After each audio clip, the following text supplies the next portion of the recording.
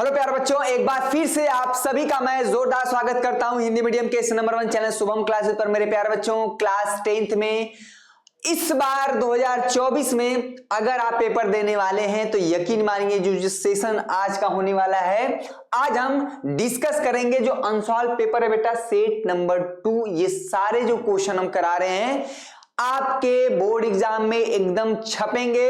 आप से यही गुजारिश रहेगी कि आप जरूर इन प्रश्नों को अपने हाथों से सॉल्व करें। मैं तो करता हूं और साथ में उसका पीडीएफ भी मैं अपडेट करवा देता हूं अभी जो ऐप में, लेकिन आपका भी कर्तव्य बनता है कि आप भी उसी तल्लीनता के साथ, उसी सक्रियता के साथ, उसी मेहनत के साथ सॉल्व करें। सिर्फ एक हाथ से ताली नहीं बजेगी, ऐसा जैसा कि बार बार शुभम सर कहते हैं, आपको भी उतना ही मेहनत करना पड़ेगा। मेरे प्यारे बच्चों, सेट नंबर 2 इसमें हमारा पूरा फोकस रहता है कि जो 6 नंबर वाले प्रश्न है और 4 नंबर वाले प्रश्न, बहुविकल्पी प्रश्नों का आपको टेंशन लेने की जरूरत नहीं बेटा। फिर से मैं आज कहता हूं कि आज के सेशन में मैं 500 लाइक, चलिए आज के सेशन में भैया 500 लाइक बहुत कम मेरी ख्वाहिश है। अगर आप सेशन चलते चलते अगर 500 लाइक कर देते हैं तो मैं बहुत जल्द ही सेट नंबर 3 भी कराऊंगा अनसॉल्व पेपर। बहुत इंपॉर्टेंट क्वेश्चन है ये सब जो मैं करा रहा हूं, और सेट 1 सेट 3000 से ज्यादा बच्चे देख चुके हैं इस सेशन को, ठीक है? तो जाके सेट 1 जरूर देखिएगा। आज है दूसरा 500 लाइक टारगेट हमने रखा हुआ है, चाहे क्लासेस लाइव हो चाहे रिकॉर्डेड है, उसी मेहनत के साथ हम वीडियो आप सभी तक पहुंचाते हैं। चलिए ज्यादा वक्त जाया ना करते हुए, यहां पर आप सभी को पता है कि किस तरह से क्या चीजें होता है। आपको 20 नंबर बहुविकल्पी प्रश्न बार बार मैं नहीं करूंगा, ठीक है? ये चीज कट कॉपी हम आपको बता दें कि हमेशा मैं प्रयास करता हूं कि लॉन्ग क्वेश्चन से आपकी प्रश्न शुरू किया जाए। कहां से शुरू करेंगे भैया?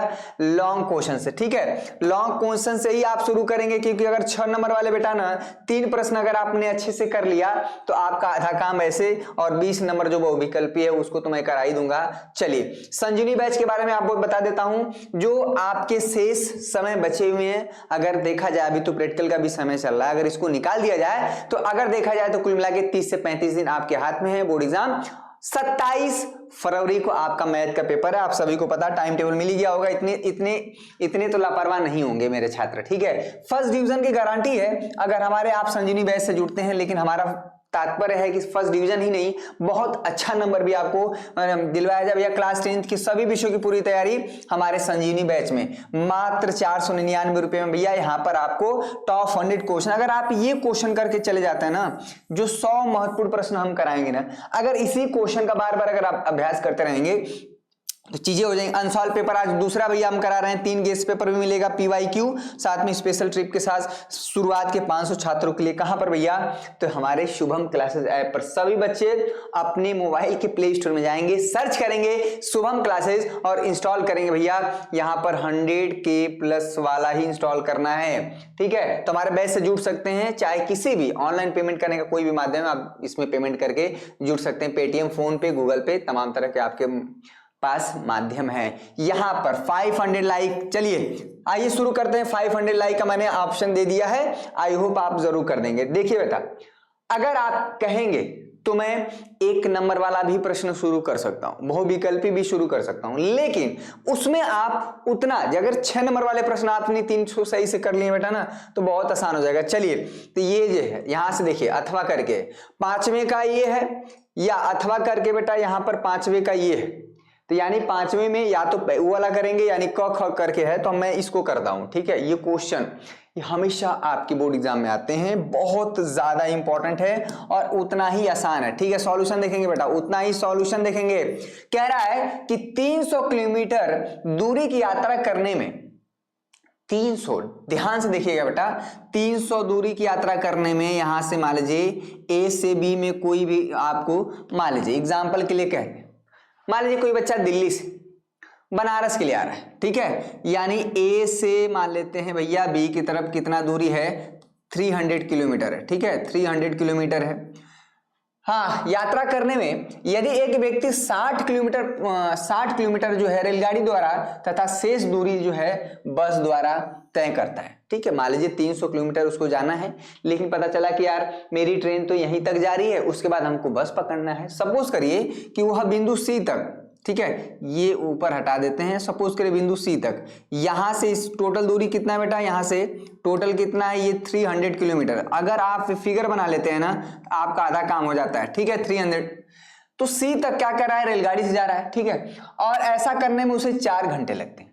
अब देखिए, कह रहा है यदि वह रेलगाड़ी से 100 किलोमीटर जाए तथा बाकी शेष दूरी की यात्रा जो है बस से करे तो उसे 10 मिनट और ज्यादा अधिक लगता है। यानी पहले 4 घंटा लग रहा था, अब 4 घंटे 10 मिनट लग रहा है। तब कह रहा है रेलगाड़ी तथा बस की क्रमशः चाल ज्ञात कीजिए। ये सवाल है, और मैं बार बार कहता हूं वर्ड प्रॉब्लम की शुरुआत वहीं से होती है जहां से प्रश्न समाप्त होता है, और जो पूछता है उसी को हम मानते हैं भैया। तो माना, ठीक है भैया, मान लीजिए माना रेलगाड़ी की चाल, चलिए रेलगाड़ी की चाल, रेलगाड़ी क्या भैया, हिंदी भी गड़बड़ हो जाएगा क्या, रेलगाड़ी की चाल, रेलगाड़ी की चाल, ये क्वेश्चन बहुत इंपॉर्टेंट है बेटा। रेलगाड़ी की चाल को क्या मान लेते हैं, x किलोमीटर पर आवर, ठीक है, इसमें है मान लेते हैं। एवं भैया बसिया के भी माना, एवं बस की जो चाल है बेटा, बस की जो चाल है उसको भी हम मान लेते हैं क्या, y किलोमीटर पर आवर। बहुत अच्छा प्रश्न है, पर आवर है, ठीक है, इसमें कोई समस्या नहीं। अरे भैया कुछ पता नहीं है, अब प्रश्न में पूछा जो है कि रेलगाड़ी तथा बस की क्रमशः चाल ज्ञात करिए, यानी सबसे पहले आप रेलगाड़ी की चाल बताइए, उसके बाद बस की चाल बताना है। तो हमने माना रेलगाड़ी की चाल x किलोमीटर पर आवर है तथा बस की चाल y किलोमीटर पर आवर है। 500 लाइक का टारगेट मैंने रखा है, इससे ज्यादा कुछ नहीं। अगर और ज्यादा कर देते बड़ी खुशी होगी बेटा। यहां पर बेटा केस नंबर फर्स्ट देखेंगे और आपको फार्मूला, केस नंबर फर्स्ट देखेंगे, यहां पर फार्मूला तो एक ही है, समय बराबर। बहुत, ये तो बहुत आप बचपन से पढ़ते आए हैं। समय बराबर क्या होता है, यानी टी बराबर, यहां पर फार्मूला हो जाता है दूरी, ठीक है भैया, दूरी यानी डी डिस्टेंस, अपान में क्या होता है चाल, स्पीड, ठीक है, स्पीड।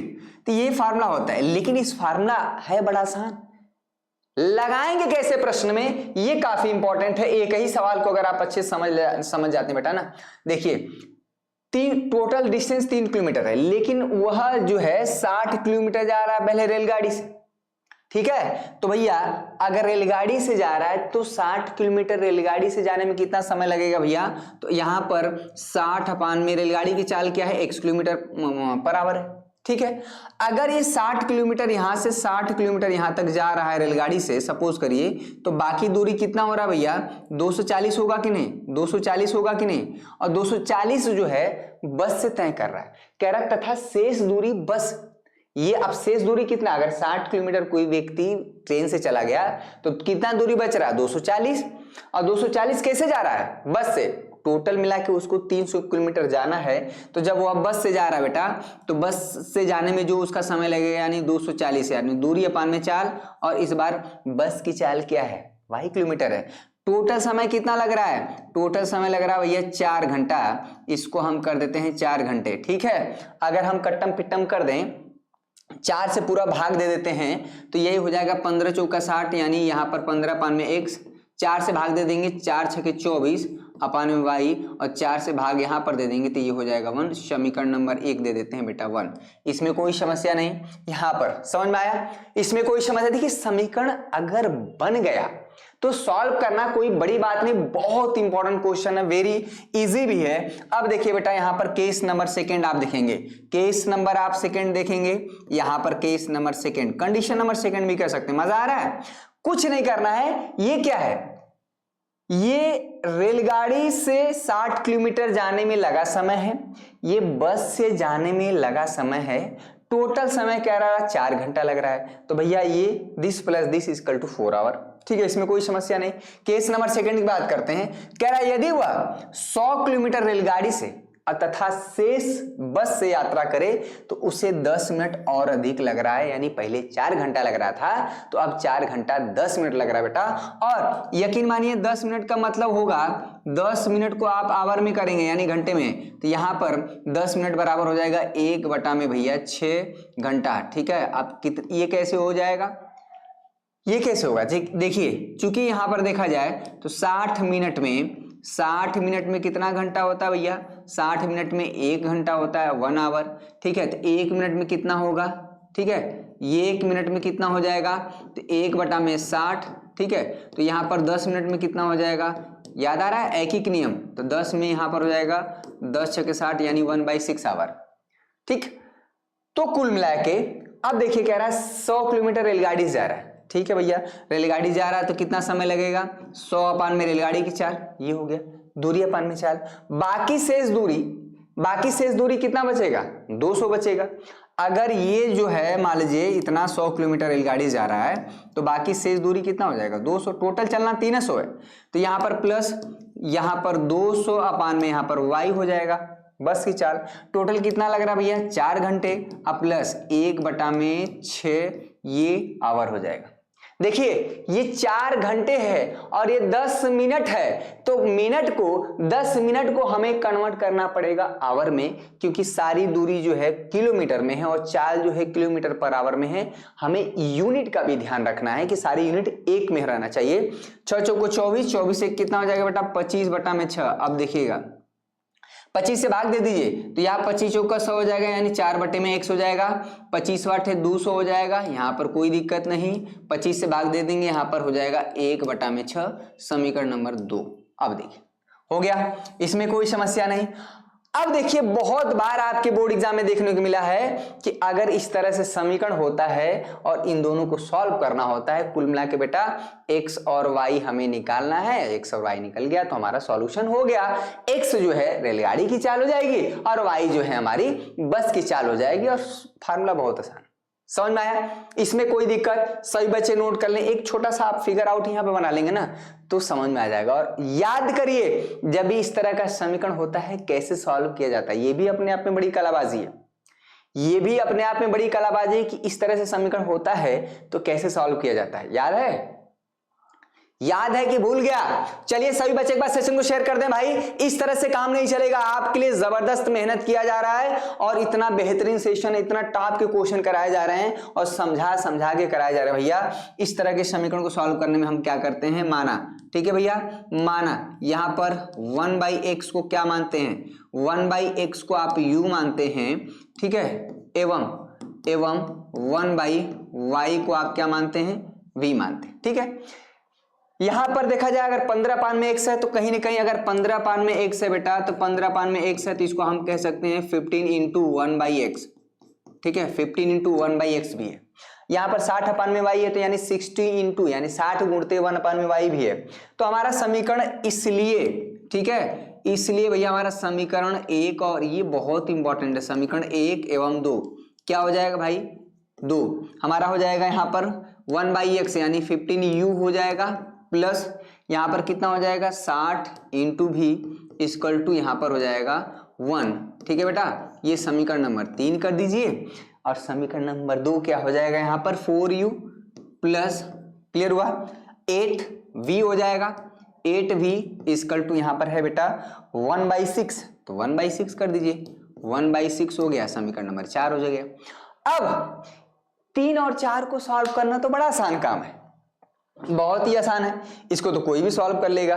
पहले u को गायब करते हैं फिर v को गायब करते हैं। अगर u निकल गया तो यहां पर रख देंगे तो x निकल जाएगा, अगर v निकल गया तो यहां रख देंगे तो y निकल जाएगा, और x और y निकालना है। x क्या है, रेलगाड़िया की चाल है, और y क्या है, बस की चाल है, बस हो गया।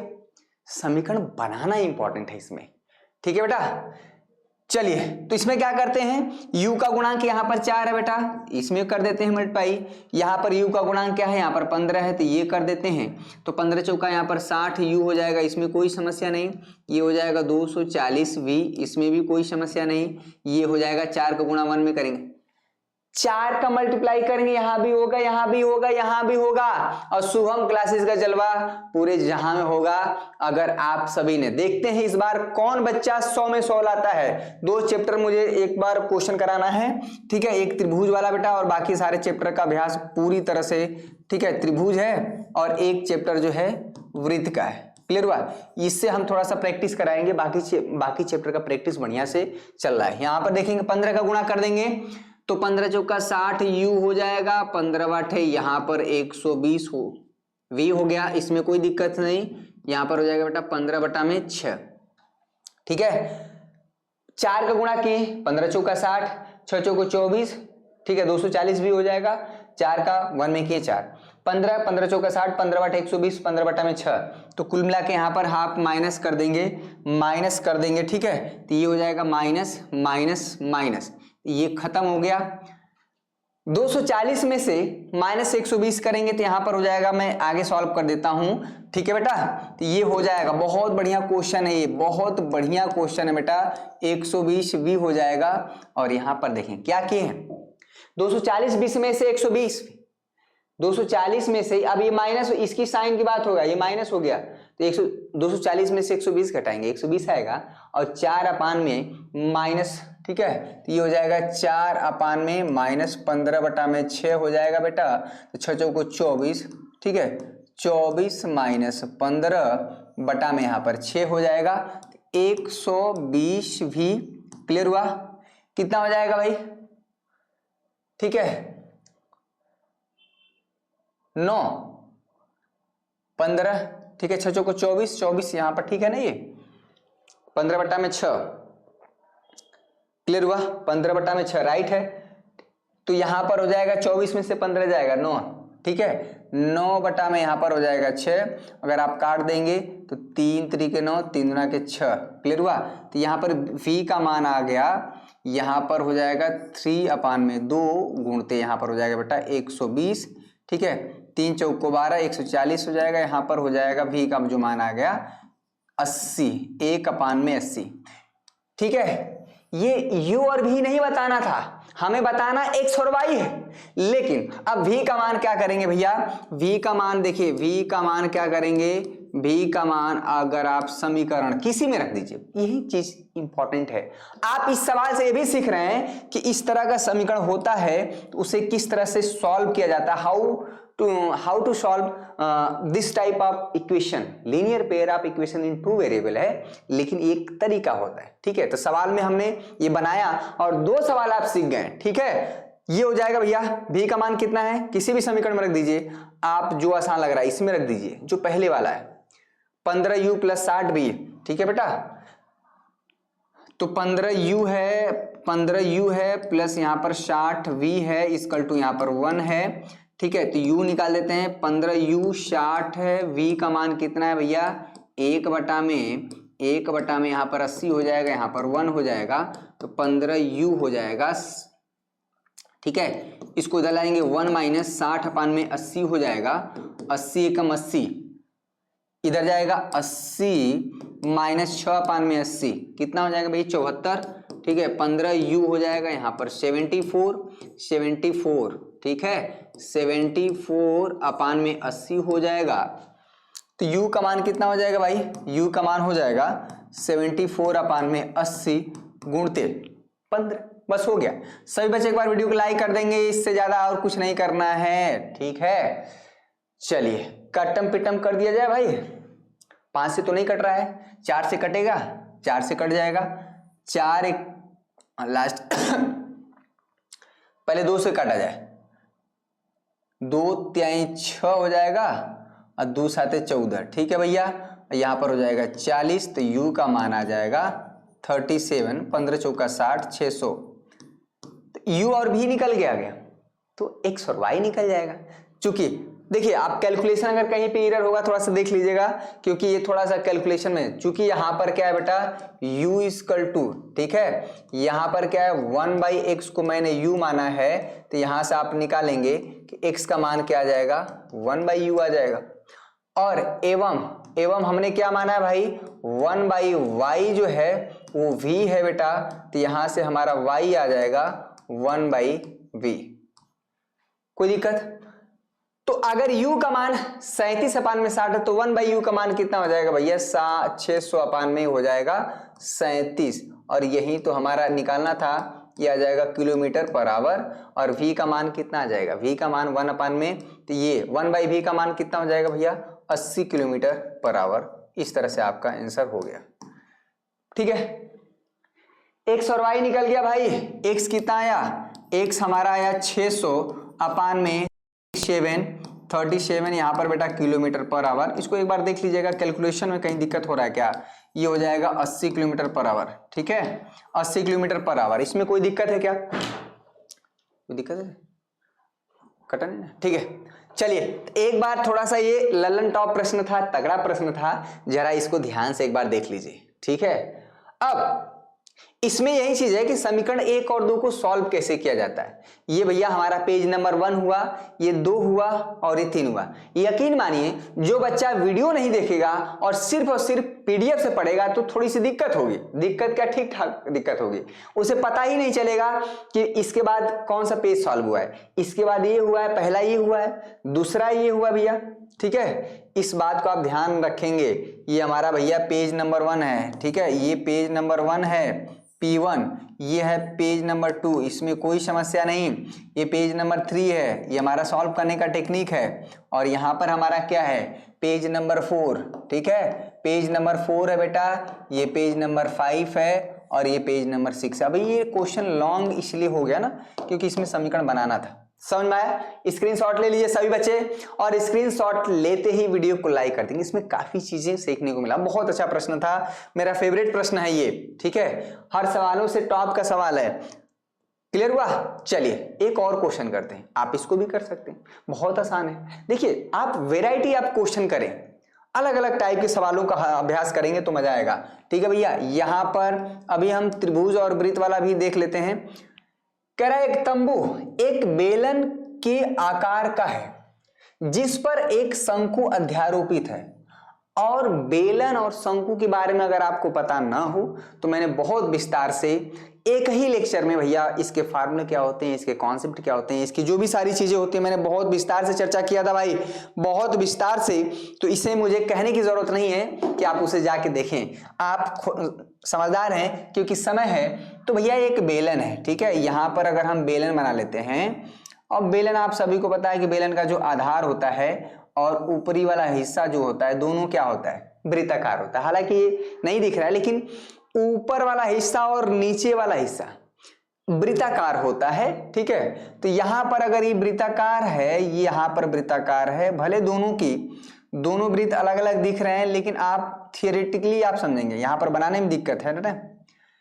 लेकिन कह रहा है ये बेलन है, यदि बेलनाकार भाग की ऊंचाई, समझिएगा बेटा, बेलनाकार भाग की जो ऊंचाई है वो क्या है, और व्यास, बेलनाकार भाग की ऊंचाई भैया ये वाली ऊंचाई हमको दिया है, ठीक है, ये बेलन की ऊंचाई हमको दिया है, ये कितना है, ये कितना है, बेलन की जो ऊंचाई है यहां पर अगर हम h1 कर लेते हैं, कितना दिया है भाई, 2.1, ठीक है। एक मिनट, ये इसको हम h1 कर लेते हैं, h1 क्या कितना कर देते हैं, एक मिनट, अच्छा नहीं लग रहा है, ठीक है। ये है बेटा 2.1, इसमें कोई समस्या नहीं, 2.1 मीटर है। और इसका जो व्यास है बेटा वो व्यास कितना है, 4 मीटर है। तो 4 मीटर है तो इसकी त्रिज्या कितना हो जाएगी, 2 हो जाएगी। इसमें तो बहुत ज्यादा दिमाग लगाना है नहीं, इसकी त्रिज्या कितना हो जाएगी, 2 हो जाएगी। कह रहा है इसके ऊपर एक जो है बेटा एक शंकु अध्यारोपित है। अध्यारोपित का मतलब है इस पे फिट कर दिया गया है, इस तरह से एकदम फिट बैठा हुआ है। क्लियर हुआ? इसमें कोई समस्या नहीं। कौन बैठा हुआ भैया, एक नाम दे दीजिए भैया, यहाँ पर A है, इसको आप नाम दे देते हैं B, ये C है और ये D है। यहाँ पर भी ये शंकु अध्यारोपित है, ABCD, यहाँ पर E कर देंगे, ये चीज हुआ, ठीक है। और सर कह रहा है शंकु की जो तिर्यक ऊंचाई है 2.8, देखिए शंकु में ये वाली ऊंचाई तिर्यक ऊंचाई कहलाती है, तिरछी ऊंचाई कितना है भैया, 2.8 मीटर, 2.8 मीटर। और बताइए कि अगर ये इसका 2 है तो शंकु का भी 2 ही होगा, शंकु की भी त्रिज्या 2 ही होगी, क्योंकि शंकु का भी जो निचला हिस्सा होता है वृत्ताकार होता है और ये अध्यारोपित है शंकु पर, बेलन पर, यानी बेलन पर पूरा इस तरह से रख दिया गया, फिट है। तो इसका मतलब है इसकी भी त्रिज्या वही होगी, यानी r का भाई मान 2 ही होगा भैया। ये होता है 90 डिग्री। अब ये आप h1 मान लीजिए, ये h1 मान लीजिए, और इसकी ऊंचाई को आप निकालना पड़ेगा, ये वाली ऊंचाई आपको मान लेते हैं s2, ठीक है बेटा, s2। अब देखिए यहां पर इसकी ऊंचाई क्या है, 2.1 मीटर है। अब देखिए सवाल कह रहा है इस तंबू को बनाने में प्रयुक्त कैनवस का क्षेत्रफल ज्ञात कीजिए। अगर हमको तंबू बनाना है तो कितना कैनवस लगेगा, कितना कपड़ा लगेगा। सवाल समझ में आ रहा है, फिगर समझ में आ रहा बेटा, ठीक है। आप समझिएगा, कुल मिला के इसका जितना वक्र पृष्ठ होगा ना इस पूरे आकृति का, ठीक है, जितनी ये आप देखिए यहां पर जो बेलन है बेटा ना, बेलन को हम इस तरह से बनाएंगे, निचला हिस्सा नहीं ढकना है, ठीक है, तंबू बना रहे हैं निचला हिस्सा नहीं ढकना है, अगर ये वाला हिस्सा ढकेंगे और साथ में जो बेलन जो शंकु ऊपर है उसका, समझ आ रहा है, ये वाला वक्र पृष्ठ ढकेंगे। ये तो हम ढकेंगे नहीं क्योंकि तंबू बनाना है ना, तंबू आप अभी तो आजकल बड़ा सिस्टम चल गया, हम लोग तंबू देखा करते थे अपने समय में, अपने जमाने में शादी विवाह या किसी कार्य प्रयोजन में यूज होता था। अब तो हमारे जो टेंट आ गया है, अब तो फैसिलिटी काफी बढ़ गई है, पहले तंबू हुआ करता था, बांस लगा के लोग टाना करते थे, हम लोग भी देखते थे, लेकिन अब नहीं देखने को मिले। इसमें कह रहा है तंबू को बनाने में प्रयुक्त कैनवस का क्षेत्रफल जो होगा, ठीक है, तंबू को बनाने में क्या होगा भैया, बनाने में लिख लीजिए प्रयुक्त कैनवस का जो क्षेत्रफल होगा, क्लियर हुआ, कैनवस का जो क्षेत्रफल होगा बेटा, कैनवस का जो क्षेत्रफल होगा, कैनवस का क्षेत्रफल वो कितना होगा, यही होगा, यानी कि बेलन का वक्र पृष्ठ, ठीक है, बेलन का जो वक्र पृष्ठ होगा यानी कर्व सरफेस एरिया वक्र पृष्ठ, ठीक है, प्लस शंकु का जो वक्र पृष्ठ होगा, जो शंकु का वक्र पृष्ठ होगा, हो गया सवाल है, वक्र पृष्ठ यानी कर्व सरफेस एरिया कोण, यही चीज आपको निकालना पड़ेगा। अब यहां पर सवाल बनता है फार्मूला याद है कि नहीं, अगर फार्मूला याद है तो ठीक है, नहीं फार्मूला है तो आप दिक्कत में आ जाएंगे, और इसीलिए मैं बार बार कहता हूं कि फार्मूला आप रेडी रखें भाई, फार्मूला यहां पर रेडी रखें। चलिए बेटा यहां पर देखिएगा, बेलन का जो वक्र पृष्ठ होता है क्या फार्मूला होता है बेटा, 2πr/h, ठीक है, अब प्लस ये शंकु का वक्र पृष्ठ की बात कर रहे हैं बेटा, πrl हो जाता है, πrl। अब इत्तेफाक से दोनों का r समान है, ठीक है, यहां पर भी r है, यहां पर भी r है, ये हम h1 रख लेते हैं क्योंकि ऊंचाई दोनों की अलग अलग, h1 रख देते हैं, ठीक है, 2πr/h1 हमारा यहां पर क्या है भैया, बेलन की ऊंचाई है। दोनों में क्या कॉमन है, पाई और r कॉमन है, तो यहां पर पाई r निकाल देंगे तो यहां पर हो जाएगा 2h1 अब प्लस यहां पर हो जाएगा l, ठीक है, पाई का मान अगर आप रख सकते हैं तो 22/7 रख दीजिए, 3.14 भी रख सकते हैं, कोई दिक्कत नहीं। r का मान कितना बेटा 2 है, ठीक है, 2 × h1 का मान कितना है यहाँ पर 2.1 और प्लस l का मान क्या है 2.8, बस सॉल्व कर लीजिए, हो गया। देखिए क्या 22/7 × 2, 21 × 42 यानी 4.2 हो जाएगा, यहाँ पर 2.8 हो जाएगा, ठीक है बेटा, यहाँ पर हो जाएगा 22/7 × 2, 4.2 और 2.8, 4 2 6 1 7 हो जाएगा बेटा, इसको जोड़ेंगे 7 से 7 कट जाएगा, 22 के 44 कितना हो जाएगा, सब मीटर में दिया है, ये हो जाएगा मीटर स्क्वायर, ये हुआ आपका आंसर। देखिए बड़ा टेक्निकल क्वेश्चन, आपको ये नहीं कहा है प्रश्न में डायरेक्ट ना, प्रश्न में डायरेक्ट ये नहीं कहा है कि भैया बेलन का वक्र पृष्ठ प्लस शंकु का वक्र पृष्ठ निकालिए। आप जब भी अगर वक्र पृष्ठ की बात करेंगे तो ये वाला बाहरी वाला हिस्सा निकालेंगे, ये वाला हिस्सा, समझ में आ रहा है, इसको नोट करिए भाई। तंबू में जो जितना हमें कैनवस लगेगा यानी कितना कपड़ा लगेगा उसका क्षेत्रफल मतलब बेलन का वक्र पृष्ठ प्लस शंकु का वक्र पृष्ठ निकालेंगे। शंकु का वक्र पृष्ठ यहाँ पर πrl है, किसी ने कहा सर ये वाला यूज नहीं होगा क्या, नहीं भाई इसको नहीं ढकना है, ठीक है। अब कह रहा है कि तंबू के भीतर हवा का आयतन भी ज्ञात कीजिए। अब आयतन ज्ञात करना है और हवा का आयतन का मतलब है इसमें कितना हवा होगा और उतना ही हवा होगा जितना इस पूरे ठोस आकृति का आयतन होगा। मेरी बात सुन रही है, ठोस आकृति का आयतन निकालने का मतलब है बेटा यहां पर, ठीक है, ठोस कह रहा है कि तंबू के भीतर हवा का आयतन, तंबू के भीतर जो पूछा वही लिख दे, तंबू के भीतर, ठीक है भाई, तंबू के भीतर हवा का जो आयतन होगा, हवा का जो आयतन होगा, ठीक है, जो हवा का आयतन होगा वो हमारा आयतन होगा इस बेलन का आयतन, ठीक है, समझिएगा, बेलन का आयतन, ठीक है बेटा। चलिए सभी बच्चे नोट करते रहे, बेलन का आयतन अब प्लस यहां पर क्या हो जाएगा शंकु का आयतन, समझ में आ रहा है? शंकु का आयतन, शंकु का आयतन। अब समस्या यहां पर आ गई कि फार्मूले की बात है। मैं बार बार कहता हूं, अगर आपके कॉन्सेप्ट क्लियर है और एन वक्त पे फार्मूला नहीं पता है तो भैया आप वहीं पर रुक जाएंगे। मतलब मोस्ट इंपॉर्टेंट चीज क्या है? फार्मूला बहुत जरूरी है, ठीक है। तो अब बेलन का आयतन बता दीजिए भैया। फार्मूला क्या होता है? बेलन का आयतन का फार्मूला होता है पाई आर स्क्वायर H1 हो जाएगा, ठीक है। अब प्लस यहां पर शंकु का आयतन होता है 1/3 पाई, यहां पर आर स्क्वायर इंटू H2 हो जाएगा। दोनों की त्रिज्या समान है। अब सवाल यह है कि H2 कितना होगा, ठीक है बेटा। पाई पता है, पाई कॉमन हो जाएगा, आर स्क्वायर दोनों जगह पर। H1 हमको पता है 2.1 है। H1 ये है ना, ये H1 है बेटा, ठीक है। H1 का मान है 2.1 मीटर, समझ में आ रहा है? अब सबसे बड़ा सवाल है H2 क्या है? ये है शंकु की ऊंचाई। अब बताइए H2R और L में एक रिलेशन होता है, बताइए याद है कि नहीं? क्या होता है भाई कि जो L का स्क्वायर होता है यहां पर हो जाएगा बेटा आर स्क्वायर प्लस यहां पर हो जाएगा आर स्क्वायर प्लस H2 का स्क्वायर। याद आ रहा है? तो L कितना है यहां पर 2.8 का स्क्वायर, R कितना भैया 2 का स्क्वायर, यहां पर निकल जाएगा H2 का स्क्वायर, ठीक है। यहीं से हमारा H2 का स्क्वायर निकलेगा, यानी 2 को इधर लाएंगे। क्लियर हुआ? R तो हमारा 2 है, पाई दोनों जगहों पर है। ये आप कैलकुलेशन करेंगे और इसका आंसर जो आ जाएगा मीटर क्यूब आएगा। समझ में आया? तो इसमें तंबू के भीतर उतना ही हवा होगा जितना बेलन का आयतन प्लस शंकु का आयतन होगा। ये है, इसमें 2 चीजें पूछा है। क्लियर हुआ? समझ में आया बेटा? यहां पर केस नंबर 1 है, यानी पहला चीज जो पूछा था वो हमने बताया, और यहां पर केस नंबर 2। ये सारे क्वेश्चन बड़ा इंपॉर्टेंट है भाई। सभी बच्चे एक बार वीडियो को लाइक कर देंगे, चैनल पे नए तो चैनल को सब्सक्राइब करके बेल आइकन को दबा लीजिएगा।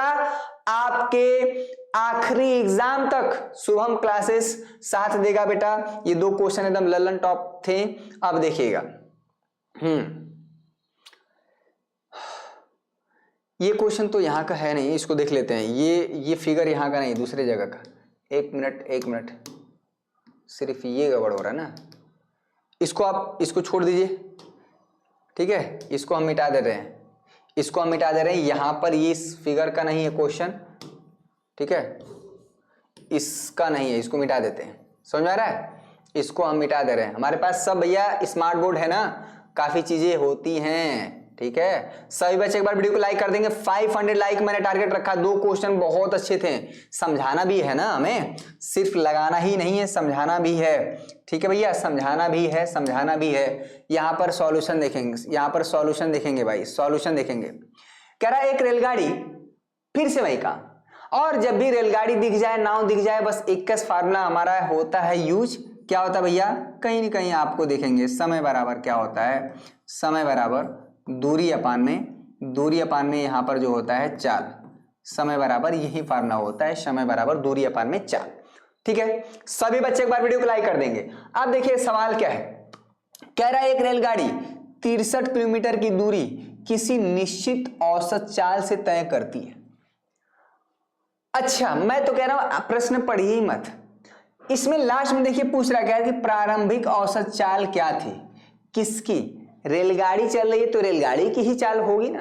तो माना भैया, आप देखिए, मैं बार बार कहता हूं कि इस तरह के सवालों का जो प्रारंभ है वो जहां से सवाल अंत होता है, खत्म होता है, वहीं से सवाल की शुरुआत होती है।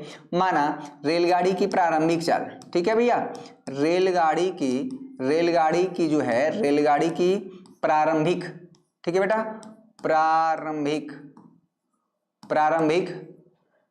प्रारंभिक जो है औसत चाल क्या है, ये सब लिखना पड़ेगा। औसत चाल क्या है भैया? मान लेते हैं x किलोमीटर पर आवर है, यानी गाड़ी जो है भैया 1 घंटे में x किलोमीटर जा रही है। बस हो गया। अब सवाल समझिएगा, केस नंबर फर्स्ट देखिएगा, यहां पर कंडीशन नंबर फर्स्ट। सभी बच्चे वीडियो को लाइक कर देंगे भाई। 500 लाइक मैंने टारगेट रखा है। एकदम माहौल बना के रखना है शुभम क्लासेस पर। आप अगर आ गए हैं तो भैया नैया पार जरूर लगेगा। और कह रहा है फिर 72 किलोमीटर की दूरी प्रारंभिक चाल से थोड़ा सा 6 किलोमीटर प्रति घंटा अधिक औसत चाल से तय करती है।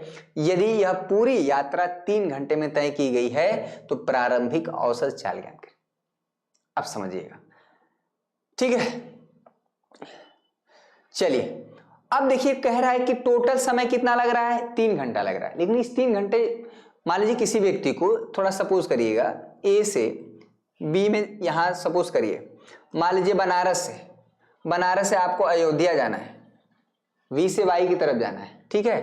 तो भैया इतना दूरी क्या है, शुरू के 63 किलोमीटर कैसे चल रहा है, x किलोमीटर, 63 किलोमीटर किस चाल से चल रहा है, x किलोमीटर पर आवर की स्पीड से जा रहा है, ठीक है। बाद में उसे लगा कि यार नहीं लेट हो जाएगा, तो बाकी की जो 72 किलोमीटर दूरी है, 72 किलोमीटर की दूरी को क्या किया कि पहले x था तो चाल थोड़ा सा बढ़ा दिया, यानी कह दिया कि नहीं 6 किलोमीटर पर आवर थोड़ा सा और बढ़ा दिया, यानी पहले तो 1 किलोमीटर पर आवर चाल था, अब 6 किलोमीटर प्रति घंटा की अधिक औसत चाल से तय करता है। यानी पहले x था, अब कितना है, x + 6 है। यानी यहां तक की जो ये चाल 1 किलोमीटर है, 63 किलोमीटर तय कर, टोटल समय कितना लग रहा है, टोटल समय कितना लग रहा है, 3 घंटा। अब देखिए समझ में आया, 63 किलोमीटर की दूरी जो है बेटा, मान लीजिए यहां बनारस से अयोध्या, बीच में मान लीजिए जौनपुर पड़ रहा है, ठीक है। तो यहां से बनारस से लेके जौनपुर तक दूरी मान लीजिए 63 किलोमीटर है, और वो उसकी जो चाल है x किलोमीटर पर आवर। बाकी दूरी जो 72 किलोमीटर है वो x + 6 किलोमीटर पर आवर से, क्योंकि 6 किलोमीटर स्पीड बढ़ा दिया, लग रहा था कि भाई लेट हो जाएगा, भगवान राम का दर्शन करें। यहां पर देखिएगा, सवाल को समझिएगा बेटा।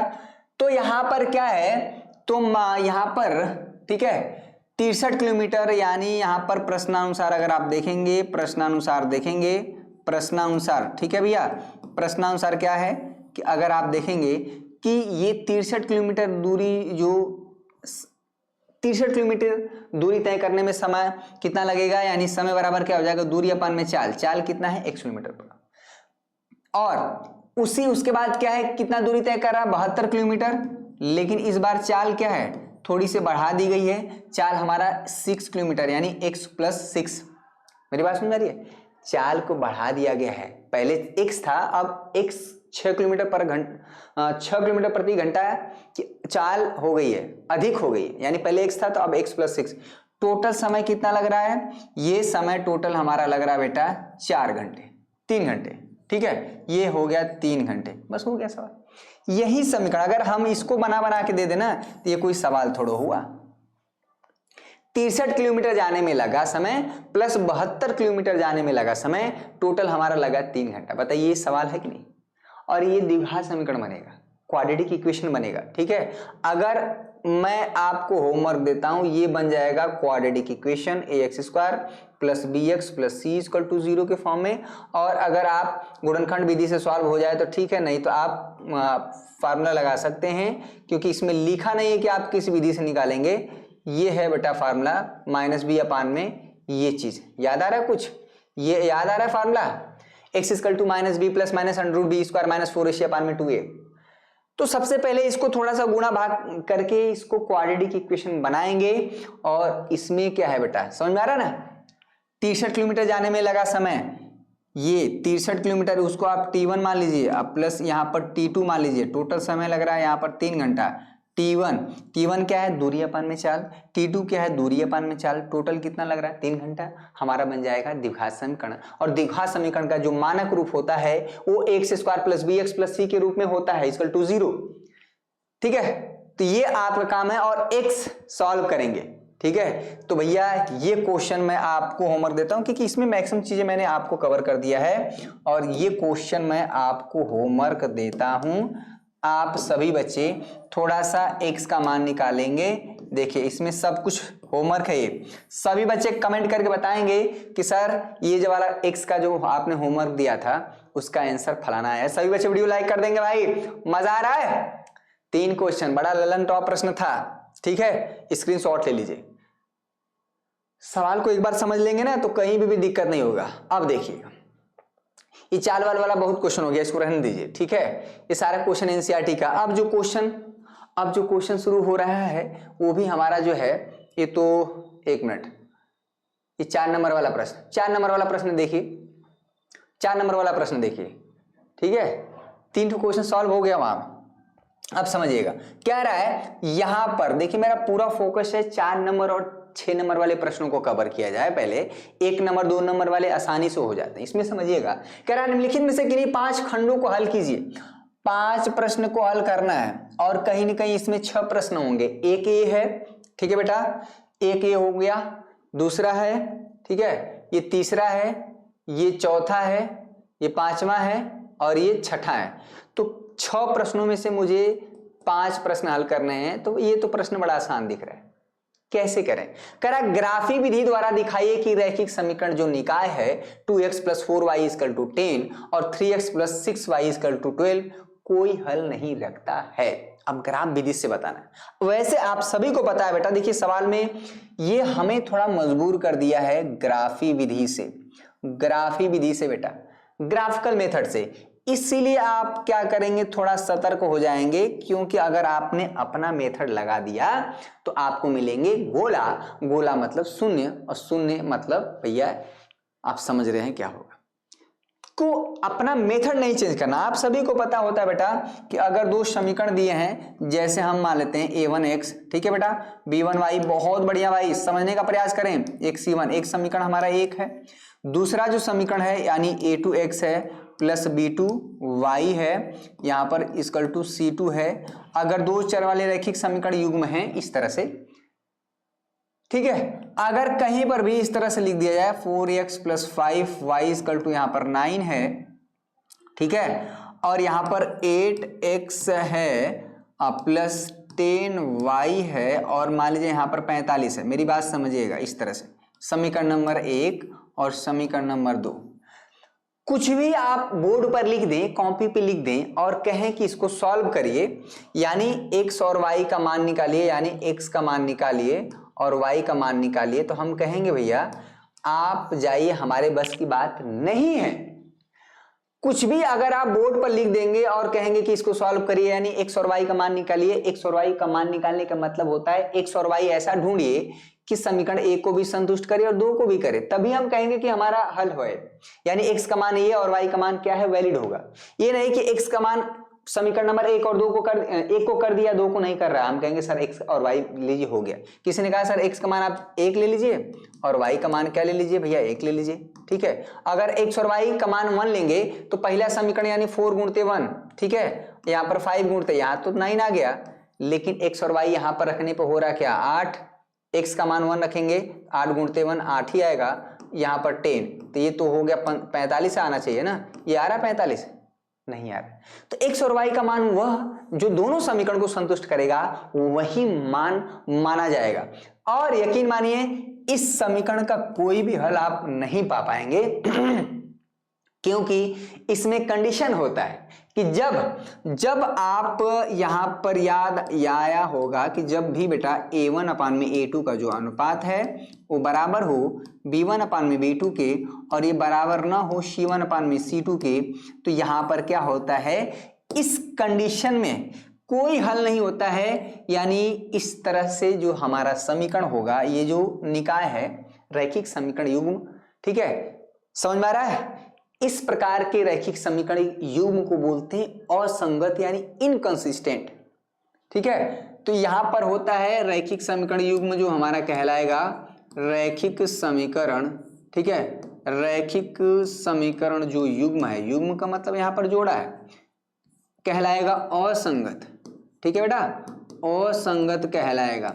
रैखिक समीकरण युग्म असंगत होगा यानी इनकंसिस्टेंट होगा, मतलब यहां पर क्या होगा, कोई हल नहीं निकलेगा। समझ में आ रहा है, कोई हल नहीं होगा, कोई हल नहीं होगा, ठीक है, कोई हल नहीं होगा, यानी नो सॉल्यूशन इंग्लिश में बोले तो। भैया क्या ऐसा ही यहां पर है, ठीक है। तो अगर आप एक बार देखेंगे, ये मैंने पूरा थियरी इसका बता दिया,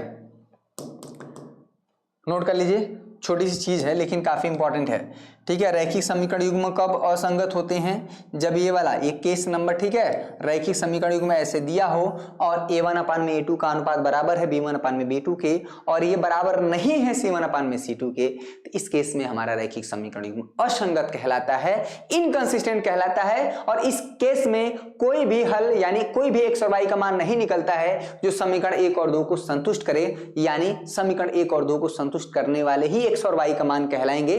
इस समीकरण 1 और 2 का हल, सॉल्यूशन यहां पर बात समझ में आई। ठीक है, तो अब सवाल में क्या है, अगर आप एक नजरिए से देखेंगे, अगर आप कंपेयर करेंगे तो पहला समीकरण है बेटा हमारा 2x प्लस दूसरा क्या है यहाँ पर 4y, इसमें कोई समस्या नहीं। दूसरा क्या है 4y इक्वल टू यहाँ पर 10, समीकरण नंबर 1 है बेटा। दूसरा क्या है यहाँ पर, दूसरा क्या है 3x है प्लस यहाँ पर है बेटा 6y, अब प्लस यहाँ पर देखा जाए तो 12 है, इसमें कोई समय दो। अगर आप एक बार देखेंगे a1 अपान में a2 यानी 2/3 हो जाएगा भाई, 4/6 यहां पर अगर आप कंपेयर करेंगे 10/12, ठीक है, तो 2/3 तो ठीक है, ये तो कटेगा पिटेगा नहीं, 2 दूना के 4 हो जाएगा, 2 तिहाई 6, ये भी 2/3 ही है। अगर आप इसको कट करेंगे 2 5 10, 2 6 12, यहाँ पर 5/6 है। हम तो देख रहे हैं कि a1 अपान में a2 ये बराबर है, लेकिन ये बराबर नहीं है, तो क्या यही कंडीशन है कि नहीं? इस केस में अगर आप ग्राफ ड्रॉ करते हैं बेटा ना, अगर आप x एक्सिस y एक्सिस पर अगर आप ग्राफ ड्रॉ करेंगे, मान लीजिए x एक्सिस है, यहाँ पर y एक्सिस है, तो रेखाएं इस केस में अगर आप ग्राफ ड्रॉ करते हैं तो इस केस में क्या है बेटा, रेखाएं अगर आप एक शब्द और ऐड करेंगे, रेखाएं क्या होती है बेटा, समांतर होती हैं। ठीक है, समांतर होती हैं। रेखाएं क्या होती हैं, समांतर होती हैं, पैरेलल होती हैं। रेखाएं क्या होती हैं भाई, समांतर होती हैं, समझ में आया, पैरेलल होती हैं, इसमें कोई समस्या, कोई दुख तकलीफ हैरानी परेशानी, समझ में आया? चलिए सभी बच्चे एक बार सेशन को शेयर कर दें भाई, मजा आ रहा है? तो अब बात करते हैं, देखिए इस पूरे क्वेश्चन का मैंने निचोड़ बता दिया, आप ये मत समझिए कि एक ही सवाल हुआ, अभी हुआ ही नहीं सवाल। एक्चुअली में सही मायने में देखा जाए तो मैंने ये बताया कि कोई हल नहीं है, तो कोई हल नहीं है तो हमारा क्या है, रेखाएं अगर आप ग्राफ ड्रॉ करेंगे ना बेटा, तो रेखाएं अगर ये पहली वाली लाइन है, ये दूसरी वाली लाइन यानी L2, ये पैरेलल आएंगी और पैरेलल जैसे आ जाएंगी। अच्छा, यूनिक सॉल्यूशन कब मिलता है, जब रेखाएं क्या है, अगर एक पहली लाइन है, ये दूसरी लाइन है, ये L1 है, ये L2 है, अगर एक बिंदु पर प्रच्छेद करती है, इंटरसेक्ट करती हैं, तो हमारा यूनिक सॉल्यूशन निकलता है। और यहाँ पर L1 है बेटा, और एक लाइन L1 है और दूसरी भी लाइन इसी पर हो जाती है L2, इस केस में हमारा अनंत हल मिलता है, इनफाइनाइट सॉल्यूशन मिलता है। समझ में आ रहा है, समझ में आ रहा है भाई, मजा आ रहा है? देखिए पूरा यही टेक्निक होना चाहिए। अब जाते हैं सवाल पर, दोनों समीकरण का हम क्या करते हैं, ग्राफ ड्रॉ कर देते हैं। बच्चों का खेल है ये, तो बहुत ही आसान चीज है। सबसे पहले आप क्या बनाएंगे बेटा, एक्स एक्सिस बना लीजिए, ये है एक्स एक्सिस और यहीं पर हम बना लेते हैं वाई एक्सिस। कोई समस्या भैया, ये वाई एक्सिस कोऑर्डिनेट ज्योमेट्री में पढ़े ही है। ठीक है, आप अपने हिसाब से इसमें डिस्टेंस भी चूज कर सकते हैं, आप चाहे तो ये 1 ले लीजिए। ठीक है, ये 1 है, एक्स एक्सिस पे 1 है, ये 2 है, ये इक्वल डिस्टेंस रहेगा। ठीक है, आप ये रफली बनाया जाता है, 3 है बेटा, अगर ये 4 है, ये 5 है, अगर आप स्केल से बनाते हैं तब तो और अच्छा है, 7 है, यहाँ पर 8 है एक्स एक्सिस पे, यहाँ पर भी वाई एक्सिस पे ले लीजिए, 1 है बेटा, 2 है, ये 3 है, जो ये वाला गैपिंग रहेगा वहां पर भी रहेगा। ठीक है, ये चीज मैं इस यहाँ पर हो जाएगा बेटा 1, ये हो जाएगा 2, 3, ये 4 है, ये 5 है, ये 6। अब समझिएगा नेगेटिव एक्सिस भी होता है, इधर भी बना सकते हैं। तो हमारा जो पहला समीकरण है, पहले 2x plus 4y equal to यहाँ पर हमारा 10 है, समीकरण नंबर पहले का ग्राफ ड्रॉ करिए। पहले वाला जो समीकरण है उसका ग्राफ अगर आप ड्रॉ करेंगे तो सबसे पहले ग्राफ ड्रॉ करने के लिए मैंने 2 बातों को बताया। जो बच्चे शुरुआत से देखें, जुड़े हैं, वो समझ रहे होंगे कि क्या इसकी गंभीरता है। सबसे पहले हम अगर किसी भी रेखा का समीकरण खींचना है तो हम क्या करेंगे, एक्स एक्सिस पर कोई बिंदु मिल जाए और वाई एक्सिस पर कोई बिंदु मिल जाए, दोनों को मिला देंगे, कान पकड़ के हो जाएगा काम। और काम हो गया तो भैया यही तो करना है। तो एक्स अक्ष पर आप क्या होता है, आप सभी को पता है एक्स अक्ष पर क्या होता है भाई, एक्स अक्ष पर हमेशा मैंने बार बार बोला है कि y का मान 0 होता है। जब भी आप एक्स एक्सिस पर पॉइंट ढूंढेंगे, एक पॉइंट मिल जाए एक्स एक्सिस पर, तो y 0 रख देंगे। y जैसे 0 रखेंगे बेटा तो 4 × y, x का मान कितना आ जाएगा 5। ठीक है, यानी यहां पर हमारा बिंदु हो जाएगा 5,0। समझ में आया, 5,0। अब क्या करते हैं, y एक्स पर एक बिंदु ढूंढ लेते हैं। ठीक है, ये बहुत बेसिक टेक। y एक्स पर क्या होता है भाई, x = 0। अगर आप y एक्स पर चलते हैं तो हमेशा x कोऑर्डिनेट 0 होता है। अगर x 0 है तो यहां से y का मान आ जाएगा भैया 10 अपान में कुछ चीजें मैं डायरेक्ट कर रहा हूं। अगर आप 4 दूना के 8, 4 5 20 यानी 2.5 होगा। 2.5 कहाँ होगा? यहीं बीच होगा। ठीक है, अगर यहां पर आप देखें तो 0,2.5 यहीं पर आएगा। अगर वाई एक्स पर कोई पॉइंट लेते हैं तो एक्स कोऑर्डिनेट हमेशा 0 होता है, और किसी बिंदु का निशान बताना मतलब हमेशा क्या होता है, पहले एक्स का मान बताना फिर वाई। ठीक है, समझ में आ रहा है? कुछ याद आ रहा है कि भूल भुला गया सब? क्लियर हुआ?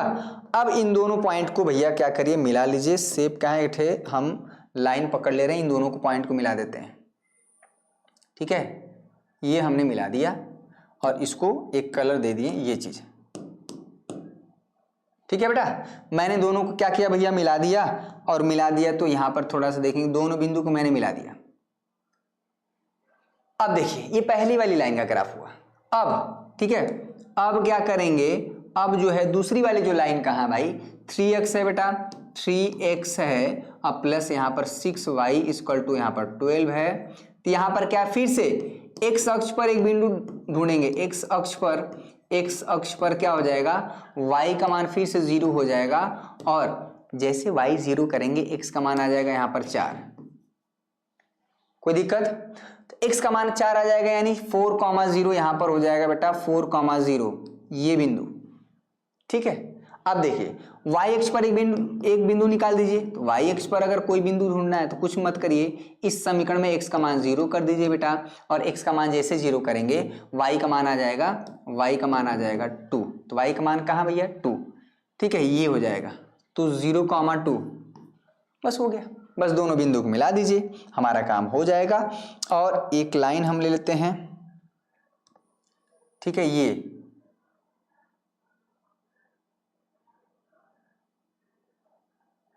ठीक है बेटा, अगर आप सही से, ठीक है बेटा, ये हो गया। तो ये दोनों लाइन इंटरसेक्ट नहीं कर रही हैं, और इंटरसेक्ट नहीं कर रही तो इस बात की गारंटी है कि ये दोनों लाइन क्या है भैया। ठीक है, अगर ये दोनों लाइन इंटरसेक्ट करती, प्रच्छेद करती, तो हमारा समीकरण हल निकल के आता। चूंकि दोनों रेखाएं क्या हैं, पैरेलल हैं, समांतर हैं। इस बिंदु को आप ए नाम दे देंगे, यानी बिंदु ए है, इसको आप नाम दे दीजिए बी, जिसका निशांक है बेटा बी है, और इस बिंदु का नाम आप सी दे दीजिए, और इस बिंदु का नाम जो है 0, जो है ये, इस बिंदु का नाम आप डी दे दीजिए। ठीक है, चूंकि रेखा ए बी और सी डी क्या है, समांतर हैं, प्रच्छेद नहीं कर रही हैं, बस हो गया, बस यही करना था। मुख्य चीज क्या है बेटा, ग्राफ ड्रॉ करना। चूंकि यहां पर लिखेंगे रेखाएं, ठीक है, रेखाएं क्या है भैया, ए बी जो है वो समांतर है किसके, सी डी के। हो गया, इसमें कोई समस्या, थोड़ा सा यहाँ पर रेड कलर से दिक्कत हो रहा है बेटा, इसको हम नाम दे देते हैं ए है, यहाँ पर हम बी कर देते हैं, नहीं दूसरा कलर दे देते हैं, इसमें थोड़ा गाउच पाउच हो गया बेटा। ठीक है, ये ए हो जाएगा, यहाँ पर ये बी हो जाएगा, ये हमारा सी है, और ये बिंदु डी है जिसका निशांक 0, चूंकि रेखाएं ए बी समांतर सी डी हैं, यानी प्रच्छेद नहीं कर रही हैं, प्रतिच्छेद, ठीक है, प्रच्छेद नहीं कर रही हैं, ठीक है भैया, नहीं कर रही हैं, इसलिए हमारा क्या होगा, कोई हल नहीं निकलेगा, कोई हल नहीं होगा। इस बात को समझिएगा बेटा, कोई हल नहीं होगा। मान लीजिए किसी कारणवश गांव में दो लोगों के बीच में झगड़ा हो गया, सपोज, इस चीज को ऐसे समझिएगा, समझ में आ रहा है? ये चीज तो समझा रही है, तो थियरी वाला हिस्सा है, ये क्या है बेटा, ये पूरा थियरी है। ठीक है, ये मैंने थियरी समझाया, इसके पीछे का क्या कॉन्सेप्ट है, और ये हमारा सॉल्यूशन है। सॉल्यूशन हमारा यहाँ से शुरू हुआ है, तो सिर्फ इसी सवाल को हल करना थोड़ा मेरा टारगेट है। टारगेट ये है कि इसके पीछे अगर अन्य सवाल भी, मान लीजिए दो लोगों के बीच में झगड़ा हुआ किसी कारणवश, मान लीजिए जमीन का विवाद हो गया, या किसी ने किसी का आलू या कुछ ऐसा कर लिया, भैया आलू चुरा लिया। ठीक है, अब तो मान लीजिए वो समय खत्म हो गया, हम लोग बहुत आलू चुराते थे, किसी के खेत में जो पहले हो जाता था ना, उसका खूब हम लोग लपेटते थे। लेकिन अब तो बचपना गया, लोग मोबाइल में खेलना, ये वो सब हो गया है, सारा चीज मोबाइल में, सब कुछ मोबाइल में मिल गया। ठीक है, आपकी गलती नहीं है, इस आधुनिकीकरण का कारण है, मॉडर्नाइजेशन जिसको बोल रहे हैं। मेरी बात समझिएगा।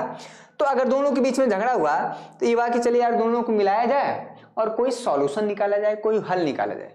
ठीक है, मान लीजिए एक गांव के भैया एक मिंटू हैं और एक पिंटू हैं, एक मिंटू हैं और एक पिंटू हैं, दोनों लोग के बीच में हो गया झगड़ा, ये ठीक है, हाथापाई हो गया।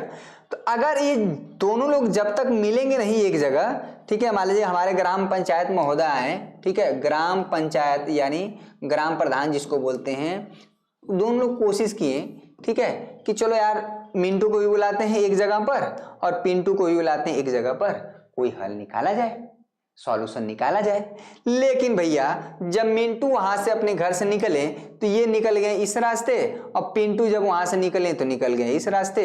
जैसे ग्राम प्रधान को देखें, दोनों लोग का दिमाग होगा खराब और भैया ये रास्ते पकड़ के ये चले गए सीधे और ये रास्ते चले गए सीधे, दोनों लोग मिलवा नहीं किए। जब दोनों लोग मिलवा नहीं करेंगे तो क्या सॉल्यूशन निकलेगा, क्या हल निकलेगा। इसलिए भैया मिंटू जो पहुंच गए चिंटू के पास और पिंटू जो पहुंच गए सिंटू के पास, बस हो गया। चलो अपना अपना मस्त चाय पानी पी के जो झगड़ा जैसे था वैसे ही रह गया और ग्राम प्रधान जी दोनों लोग को सोच रहे थे एक जगह मिलाया जाए तो कुछ सॉल्यूशन निकाला जाए। और यहाँ से निकले तो सीधे चले गए यहाँ, पिंटू पहुंचे सिंटू के पास, दोनों लोग के बीच में अभी दूरियां वहीं बनी रही। ठीक है, तो ये रहा यहां से, यानी कोई हल नहीं निकलेगा। जब भी रेखाएं समांतर होती हैं कोई हल नहीं निकलता है, वह हल तभी निकलता है जब रेखाएं प्रछेद करती हैं ग्राफ ड्रॉ करने पर। मेरी बात समझ आ रही, इसके पीछे इसका ये थ्योरी है, समझिएगा। नेक्स्ट क्वेश्चन देखेंगे, कह रहा है जांच कीजिए कि द्विघात समीकरण फलाना के मूल वास्तविक हैं, यदि ऐसा है तो मूलों को भी ज्ञात करिए। अब देखिएगा इसका कॉन्सेप्ट देखिए, सवाल बार बार इस तरह के पूछे जाते हैं और बार बार पूछे जा रहे हैं तो बार बार हम कराएंगे भी, काहे नहीं कराएं भाई। तो अगर वास्तविक मूल कब होते हैं, ठीक है, वास्तविक मूल कब होता है भैया, डी का मान ग्रेटर देन 0 हो, या वास्तविक मूल जब डी का मान 0 होता है तब भी आता है, दोनों केस में आता है। ठीक है, ये दोनों केस में यानी जब डी डिस्क्रिमिनेंट का मान डी क्या होता है भैया, बी स्क्वायर माइनस 4ac, यही डिस्क्रिमिनेंट होता है, बी स्क्वायर माइनस 4ac। मेरी बात समझ आ रही है, 4ac। जब d हमारा 0 से बड़ा हो और d 0 हो, दोनों ही केस में हमारा क्या होता है, वास्तविक मूल निकल के आता है बेटा, वास्तविक मूल होता है। ठीक है, वास्तविक मूल।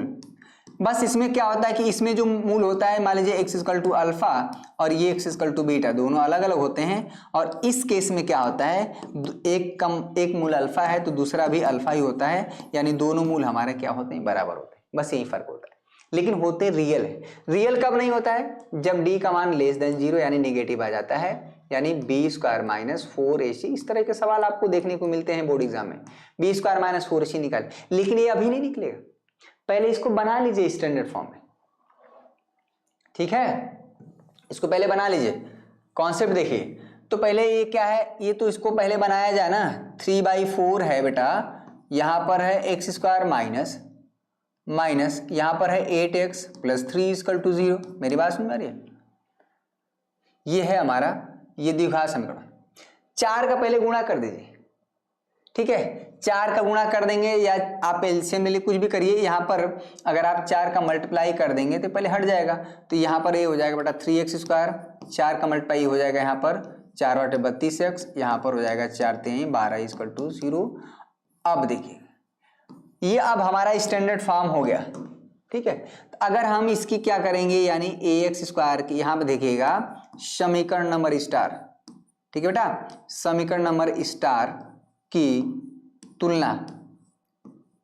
तुलना किससे कर देंगे भाई, तुलना यहां पर है ax square plus bx plus c equal to 0 से करने पर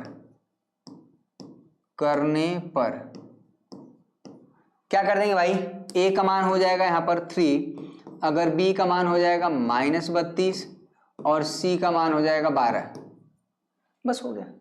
अब a का मान अगर सही निकल गया है, a का मान 3 हो गया, b का मान -32 हो गया, c का मान 12 हो गया है, तो बस निकाल दीजिए। मूल वास्तविक होंगे या नहीं होंगे ये कब पता चलता है, क्या करेंगे भैया, विविध कर निकालने पे। ठीक है, तो d हमारा क्या होता है भैया, बी स्क्वायर माइनस 4ac आप निकालेंगे, B square minus 4ac, b क्या है -32, तो भैया -32 का अगर आप स्क्वायर करेंगे -32 का स्क्वायर करेंगे -4a, a का मान यहाँ पर 3 होगा और c का मान क्या होगा यहाँ पर 12 हो जाएगा। ठीक है, इसमें कोई समस्या नहीं। अब ये 4 3 12, 4 3 12, 12 का गुणा 12 में करेंगे। अब देखिए -32 का गुणा -32 में करेंगे, -32 का गुणा -32 में करेंगे, ये तो प्लस हो जाएगा। माइनस गुणा माइनस में होता है तो प्लस ही होता है, तो 32 का 32, 32 दुना के यहाँ पर 64 को 4, 32 तिहाई 96। ठीक है, यही ना होगा। 32 तिहाई कितना हो जाएगा 96, 96 6 कितना हो जाएगा 112, 96 6 102 हो जाएगा ना। ये देखिए 1024 आएगा क्या, ऐसे कर लीजिए सिंपली गुणा। दो दुना के सिंपली दो दुना के 4 हो जाएगा, दो तिहाई 6 हो जाएगा, 3 दुना के 6 हो जाएगा, 3 3 के 9 हो जाएगा भाई, 4 हो गया, 6 6 12, 9 1 10, 1024। ठीक, तो ये हो जाएगा बेटा 1024 और यहाँ पर हो जाएगा 144। अगर आप घटा लेंगे, घटाना उतना महत्वपूर्ण नहीं है। ठीक है, अगर आप निकालेंगे तो 1024 में से 1000, 4 से 4 घटेगा 0, ये 2 में से 4 नहीं घटेगा, इधर जाएगा हासिल 12, 12 में से 4 जाएगा 8, यहाँ पर हो गया 9, 9 में से 1 जाएगा 8, 840। ठीक है, 840 ये हो गया डिस्क्रिमिनेंट का मान, इसमें कोई समस्या। ये हो गया विविधकर का मान, डिस्क्रिमिनेंट का मान हो गया 880 और जो कि ग्रेटर देन है। चूंकि आप देख रहे हैं बेटा कि चूंकि हमारा डी का मान ग्रेटर देन 0 है, इसलिए हमारे क्या होंगे, मूल हमारे वास्तविक होंगे। ठीक है, ये तो कंफर्म हो गया, जांच करना था, इसलिए मूल क्या होंगे, वास्तविक होंगे। बस हो गया, वास्तविक होंगे। अब वास्तविक है तो कह रहा है यदि ऐसा है तो मूलों को ज्ञात भी करिए, तो निकाल देते हैं भाई, बहुत आसान है। मूलों को ज्ञात करने का हमारा जो फार्मूला है यहाँ पर, चूंकि आपको याद है x = -b plus minus under root B square -4ac upon में यहाँ पर है बेटा 2a। ठीक है, बस निकल गया, कोई दिक्कत नहीं। x का मान क्या हो गया -b, b का मान क्या है -32, तो माइनस, ये तो फार्मूले वाला माइनस है। ठीक है भैया, ये है फार्मूले वाला माइनस, यहाँ पर हो जाएगा -32 प्लस माइनस, अच्छा b स्क्वायर -4ac अभी तो निकाले हैं 880, क्या दिक्कत है, रख दीजिए 880 हो जाएगा अपान में यहाँ पर 2a, 2a का मतलब हो जाएगा 2 गुणते 3, यहाँ पर 6 हो जाएगा, x का मान हो जाएगा ये माइनस माइनस हो जाएगा बेटा प्लस, प्लस माइनस 880 क्या हो जाएगा इसका, 880 को अगर हम तोड़ दे भाई, 880 को, ठीक है, पहले तो 88 गुणते 10 में तोड़ देते हैं, ये हो जाएगा 11 गुणते 8 गुणते 10। ठीक है, इसको थोड़ा सा देखिए, ये वर्गमूल आपको करना पड़ेगा 880 अपान में यहाँ पर 6। ठीक है, एक बार प्लस साइन लेंगे, एक बार वर्गमूल, देखिए बड़ा कॉम्प्लिकेटेड हो रहा है, 4 दुना के 8। ठीक है, ये बहुत ज्यादा तो नहीं, बस इसको ऐसे भी रहने देते, एक बार प्लस ले लेंगे, एक बार माइनस ले लेंगे, एक बार प्लस साइन ले लीजिए, ज्यादा कटाइए पिटाइए मत, प्लस अंडर रूट 880 अपान में 6 हो जाएगा, एक बार माइनस लेंगे तो यानी 32 माइनस 880, 880 अपान में यहाँ पर 6 हो जाएगा, इसी को नाम अल्फा देंगे, इसी को नाम बीटा देंगे, बस निकल गया। मुख्य चीज क्या है बेटा, इसमें डी निकालना। ठीक है, ये चीज आपको करना पड़ेगा। ठीक है, द्विघात समीकरण बना के उसको एबीसी, आप एक्चुअल एबीसी निकालेंगे, किसी कोई समस्या। ये 4 नंबर का सवाल है। ठीक है, नेक्स्ट क्वेश्चन देखेंगे। ठीक है, समांतर श्रेणी, बहुत आसान प्रश्न है, सभी बच्चे एक बार वीडियो को लाइक कर देंगे भाई, चैनल पर हैं तो चैनल को सब्सक्राइब करके बेल आइकन को दबा लीजिएगा। और इसी तरह की जबरदस्त क्लासेस आपको 7 तारीख से मिलेंगी हमारे संजीवनी बैच में, और जो बच्चे संजीवनी बैच में जुड़ चुके हैं उनका धन्यवाद। और यकीन मानिए इस समय आपको जड़ी बूटी की आवश्यकता है, पढ़ाई तो आवश्यकता है, लेकिन ऐसी पढ़ाई जो संजीवनी बूटी का काम करे भैया। सॉल्यूशन देखेंगे, कह रहा उस एपी, अब कहेंगे एपी, कोई सोचेगा अंबिका प्रसाद, क्या कोई सोचेगा अमेरिका, एपी क्या है। अब कोई पहली बार अगर आएगा तो गड़बड़ा जाएगा, एपी क्या है भाई, अर्थमेटिक प्रोग्रेशन, हिंदी में समांतर श्रेणी का 31वां पद ज्ञात कीजिए, कब, जब उसका 11वां पद क्या हो 38 हो, और क्या है भैया 16वां पद क्या हो 73 हो। तब हमें निकालना है 31वां पद। और किसी भी समांतर श्रेणी का कोई भी पद निकालना हो बेटा, वो तभी निकल पाएगा क्योंकि आप सभी को फार्मूला पता है कि an होता है समांतर श्रेणी का पहला पद और n-1 इंटू डी, यही फार्मूला होता है। किसी भी समांतर श्रेणी का nवां पद का फार्मूला है, समांतर श्रेणी का क्या है भैया, nवां पद का जो सूत्र है, nवां पद ज्ञात करना। मेरी बात समझ आ रही है, याद आ रहा है, कुछ याद आ रहा है भैया, समांतर श्रेणी पढ़ाया गया था, ज्ञात करना हो किसी भी समांतर श्रेणी को nवां पद ज्ञात करना हो तो क्या करेंगे, ये तो इसमें कह रहा है 31वां पद ज्ञात तो तभी हो पाएगा जब a पता हो और d पता हो। n की जगह तो 31 हो जाएगा, लेकिन भैया a और d निकालने का हमारे पास जुगाड़ है यार। मोस्ट इंपॉर्टेंट क्वेश्चन है ये, ठीक है, मोस्ट इंपॉर्टेंट क्वेश्चन है। तो भैया कह रहा है जिसका 11वां पद 38 है और 16वां पद 73 है, तो अगर समांतर श्रेणी तभी माना जाता है, माना समांतर श्रेणी का क्या हो जाएगा भैया, पहला पद यानी फर्स्ट टर्म, ठीक है, पहला पद आप क्या मानेंगे, पहला पद आप मानेंगे a एवं सार्वधातुक, ठीक है, सार्वधातुक हो जाएगा एवं सार्वधातुक हो जाएगा d। ये चीज अगर किसी भी समांतर श्रेणी का पहला पद अगर आपको पता हो, a हमने माना है और उसका कॉमन डिफरेंस अगर ये है, तो अब हमारी मैक्सिमम चीजें आप निकाल सकते हैं। कह रहा है 11वां पद 38 है, ठीक है, तो यानी A11 की बात करते हैं, यानी 11वां पद हमारा 38 है। फार्मूला लगाएंगे a प्लस यहाँ पर हो जाएगा 11-1 इंटू डी, बस A11 यानी 11वां पद 38 है, यानी यहाँ की जगह कर देंगे 38, ये हो जाएगा a प्लस यहाँ पर हो जाएगा 10 इंटू डी। अगर आप इसको देखेंगे तो a plus 10 into D equal to हो जाएगा 38। समीकरण नंबर 1 दे दीजिए। ए और डी निकालेंगे, सॉल्व करेंगे, और सॉल्व ए और डी निकालने का हमारे पास जुगाड़ दिया है। कह रहा है 16वां पद 73 है।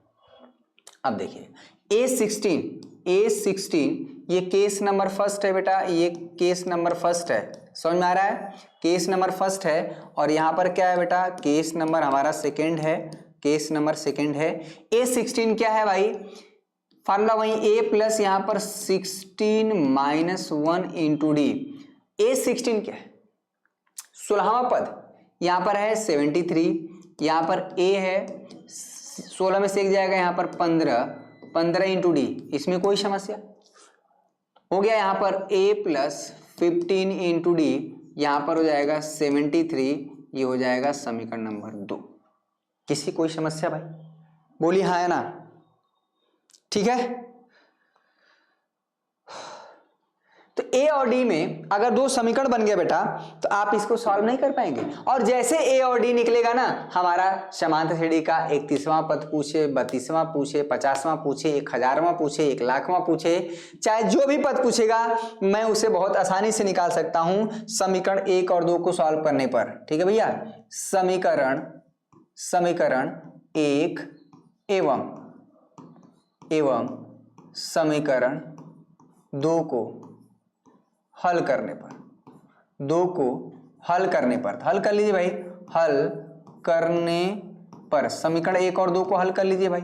हल कर लेंगे, यहाँ पर a प्लस 10d है, ये निकालना पड़ेगा, a प्लस 10d हमारा हो जाएगा 38, ठीक है। और ये a प्लस यहाँ पर है 15 into D, a plus 15 into D हमारा हो जाएगा 73, ठीक है। तो आप क्या करेंगे, पहले a निकाल दें, घटा देंगे समीकरण 1 और 2 को, माइनस कर दीजिए, ठीक है, समझ में आया। माइनस करते ही यहाँ पर क्या हो जाएगा, ये कट जाएगा, हमारा काम हो जाएगा।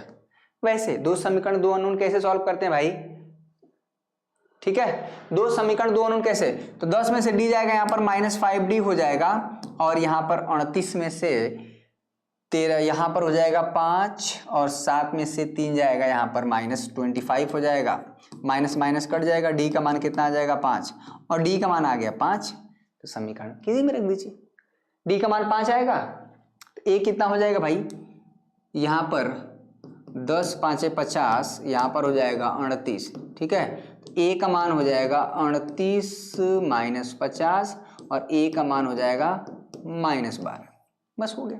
अगर किसी भी समांतर श्रेणी का पहला पद पता चल गया हो और उसका सार्वधातुक पता चल गया, तो 31वां पद आप निकाल देंगे।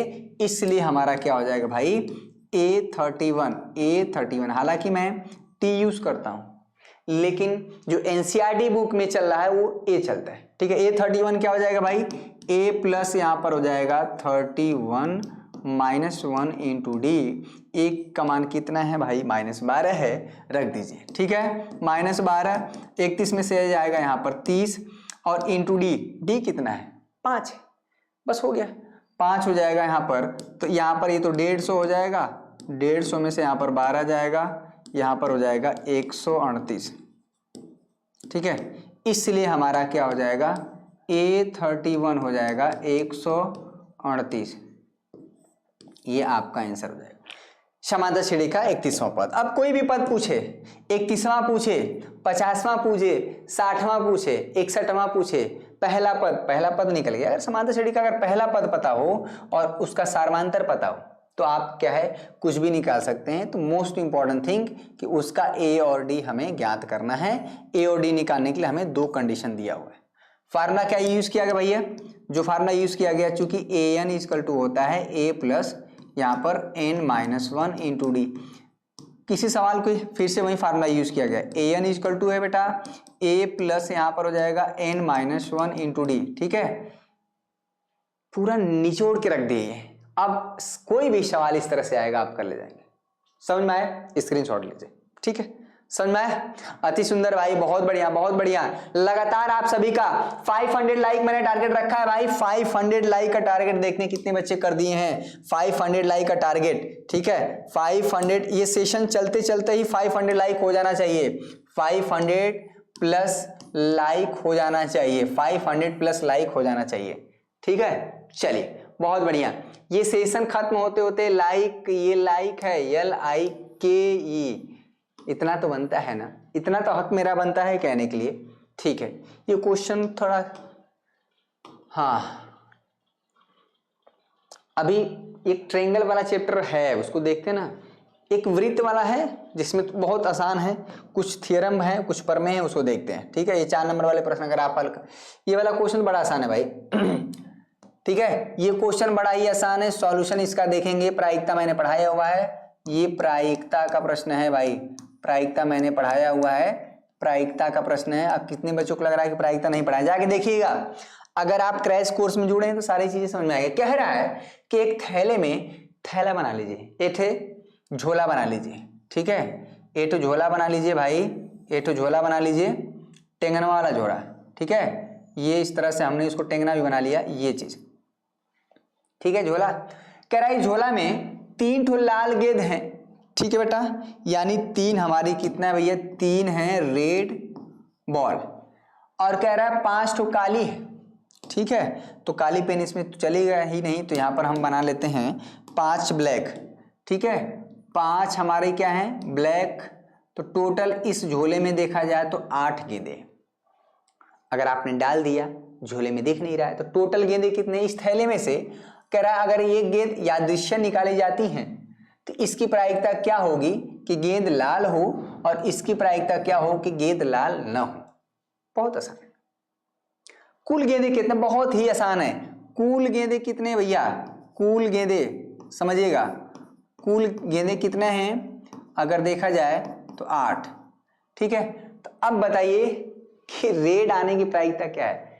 लाल, अगर हम एक गेंद अटेंडम इसमें झोले में हाथ डाल के निकालें, चोरी करें, चाहे कुछ भी करें, तो इस बात की क्या गारंटी है, क्या प्रायिकता है कि भैया वो गेंद रेड आ जाए। बहुत आसान है। ठीक है, क्या भैया, मान लीजिए इसकी प्रायिकता को मान लेते हैं प्रोबेबिलिटी ऑफ ई। ठीक है, या प्रोबेबिलिटी ऑफ रेड आने की प्रायिकता, या लाल रंग आने की प्रायिकता, लाल गेंद, रंग नहीं लाल गेंद। ठीक है बेटा, आने की प्रायिकता देखिए 1-2 नंबर के लिए आप परेशान, आने की जो प्रायिकता है, प्रायिकता ये क्या हो जाएगी, बहुत आसान होता है, इसमें ज्यादा कैलकुलेशन नहीं होता है। प्रायिकता क्या है, टोटल गेंदे कितनी है 8, और लाल गेंदे कितने हैं 3, यानी हो जाएगी 3/8, बस हो गया।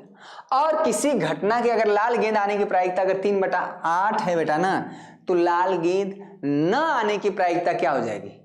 किसी घटना की अगर होने की प्रायिकता पता हो और उसके न होने की प्रायिकता क्या होता है, अगर किसी घटना की प्रायिकता यानी प्रोबेबिलिटी ऑफ ई है, तो अगर हमें प्रोबेबिलिटी ऑफ ई डैश निकालना है तो क्या होता है, ये 1 में से हम घटा देते हैं प्रोबेबिलिटी ऑफ ये चीज।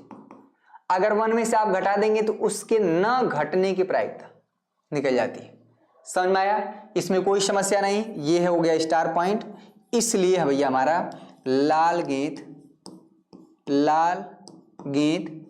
न आने की प्रायिकता, न आने, दूसरा भी पूछा है, न आने की प्रायिकता। समझ में आ रहा है बेटा? लाल गेंद न आए, इसकी प्रायिकता क्या है, तो आपको उसको निकालने की जरूरत नहीं है। अगर लाल गेंद आने की प्रायिकता 3/8 है तो उसके न आने की प्रायिकता 1 में से हम घटा देंगे, ये आ जाएगा, कुल मिला के हो जाएगा 5/8। और 5/8 क्या है? 5/8 क्या है? Black, B for black. ठीक है भैया, ए बी फॉर यहाँ पर ब्लैक है, तो यानी ब्लैक गेंद आने की प्रायिकता 5/8 है। तो जब ब्लैक गेंद आएगा तो हम ऑटोमेटिक कहेंगे कि वो रेड गेंद नहीं आई। समझ में आ रहा है? इस प्रश्न में इसको इनडायरेक्ट रूप से ये भी कह सकता है, लाल गेंद न आने की प्रायिकता को हम ऐसे भी कह सकते हैं कि काली गेंद आ जाए। काली गेंद आ जाए तब हम कहेंगे भैया, अगर काली गेंद आ गई, अगर हाथ डाल के ऐसे निकालें और काली गेंद आ गई तो इसका मतलब ये है कि लाल नहीं आई। देखिए इनडायरेक्ट रूप से शब्दों का हेर फेर देखिए, समझ में आ रहा है? तो काली गेंद, इसको आप ऐसे भी, काली गेंद आने, इसमें ज्यादा कैलकुलेशन नहीं होता है, आने की प्रायिकता, ये भी हमें समझना है बेटा। यहां पर है प्रायिकता, क्लियर हुआ? तो लाल गेंद ना आने की प्रायिकता, या हम बोले काली गेंद आने की प्रायिकता, यहां पर 5/8, ये आपका आंसर हो गया। और ये प्रश्न 4 नंबर का, क्योंकि इसमें बहुत ज्यादा कैलकुलेशन होता ही नहीं, इसी तरह से थियोरेटिकल होता है। प्रोबेबिलिटी वाला आप चैप्टर जाके देखेंगे, क्रैश कोर्स में इन्हें बहुत अच्छे से पढ़ाया हुआ है, क्रैश कोर्स में। ठीक है, बहुत बेहतरीन तरह से बेटा, क्रैश कोर्स में बहुत बेहतरीन तरह से पढ़ाया हुआ है। समझ में आया? इसके बाद तो हाँ, ये क्वेश्चन करने की जरूरत नहीं है, बार बार इसी तरह के थोड़ा सा। ठीक है बेटा, अब तो इधर जो एक बहुविकल्पी प्रश्न है इसको तो मैं करा ही रहा हूं। ठीक है, 1-2 नंबर वाले के चक्कर में आप ना पड़े। अभी हमारा पूरा का पूरा टारगेट है कि 6 नंबर वाले प्रश्न और 4 नंबर वाले प्रश्न। 6 नंबर वाले प्रश्न 3 होते हैं यानी 6×3 18, और 4 नंबर वाले प्रश्न आपको 5 करने हैं यानी 5 को 20। अगर ये फिलहाल हमारा 38 नंबर तैयार हो जाता है, उसके बाद होता है 2 नंबर वाले प्रश्न, यानी 38 12 ये हो जाता है 50, और 20 नंबर बहुविकल्पी। तो ये देखिए 38 और 20 हमारा फोकस है, 1-2 नंबर वाले हो जाएंगे, आराम से हो जाएगा। ठीक है, तो इसको हाँ,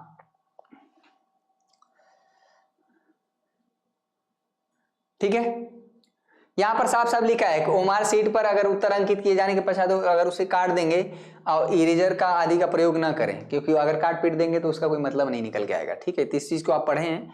और ठीक है, इसको ऐप में, और फिर से मैं एक बार बता देता हूं कि जो बच्चे संजीवनी बैच में अभी तक नहीं जुड़े हैं, जुड़ जाएं। अगर फर्स्ट डिवीजन तो आप एमई ला सकते हैं। ठीक है, इसमें कोई दिक्कत नहीं, खाली आप इस बैच से जुड़ जाएंगे तो मात्र 499, बहुत आसान है। और ये क्लासेस भैया 7 जनवरी से इसमें और एग्जाम तक चलेंगे। ये ट्रेलर मिल रहा है आपको। ठीक है, एक तरह से पिक्चर की जो शुरुआत होता है ना, कि हाँ ट्रेलर से पता चलता है कि पिक्चर में कितना दम है, और आपको लग रहा है कि इस तरह की जो क्वेश्चन मैं करा रहा हूं विथ एक्सप्लेनेशन, ऐसा नहीं कि मैं वो क्वेश्चन करा रहा हूं तो सिर्फ उसी क्वेश्चन को आप कर पाएंगे, उससे दाएं बाएं जो चीजें हो सकती हैं, क्या नहीं हो सकती हैं, उस पर भी हम विचार रख रहे हैं, अपनी बातों को रख रहे हैं और समझाने का पूरा प्रयास कर रहे हैं। ठीक है बच्चों, तो आज का सेशन कैसा लगा? इस कोर्स में खास क्या है भैया कि top funded question answer with solution and solve हम करा ही रहे हैं। 3 गेस्ट पेपर भैया, ये सारी चीजें आपको प्रोवाइड होंगे। आप एक बार जुड़िए और आप कहेंगे कि हाँ वाकई में 499 रुपए, ये तो समोसा वमोसा खा जाते हैं इतने का भाई। ठीक है, सभी बच्चे एक बार वीडियो को लाइक कर देंगे, 500 लाइक सेशन खत्म होते होते। और सभी बच्चे कमेंट करके बताएं कि आप सेट नंबर 3 पाना चाहते हैं कि नहीं, और सेट नंबर 3 इसी तरह से देखिए। और इसके सारे बहुविकल्पी को मैं एक दिन करा दूंगा, हो जाएगा। ठीक है, तो बहुत बहुत धन्यवाद आप सभी का। जय हिंद, जय भारत, पढ़ते रहिए, मस्त रहिए।